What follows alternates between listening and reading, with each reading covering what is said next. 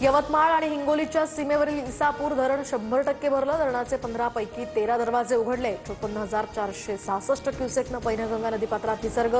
नदीकाठच्या गावांना सतर्कतेचा इशारा। भुसावळच्या हतनूर धरणाचेही 18 दरवाजे उघडले। विदर्भ मध्य प्रदेशामध्ये पावसाचा जोर वाढल्यामुळे पाणलोट क्षेत्रात पाण्याची आवक वाढली। 36,000 क्युसेकनं तापी नदीपात्रात पाण्याचा विसर्ग। छत्रपती संभाजीनगरमधील शिवना टाकळी धरणातनं विसर्ग सुरू। धरण 97% भरल्यानंतर 3 दरवाजांमधनं शिवना नदीत विसर्ग। तर रत्नागिरीतील जगबुडी नदीनं ओलांडली धोक्याची पातळी। खेड शहराला पुराचा पाण्याचा धोका वाढला। जगबुडी नदीकाठच्या नागरिकांना सतर्कतेचा इशारा। मागील 2 दिवसांपासून नसलेल्या पावसामुळे नांदेडमध्ये नद्यांना पूर, तर आसना नदीनं धोक्याची पातळी ओलांडली।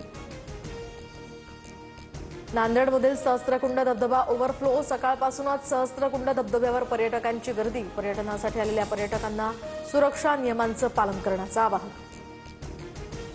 एल्विश यादवच्या दिल्लीतल्या घरावर गोळीबार। सकाळी 5 वाजता गोळीबारावेळी एल्विश घरात नसल्याची माहिती।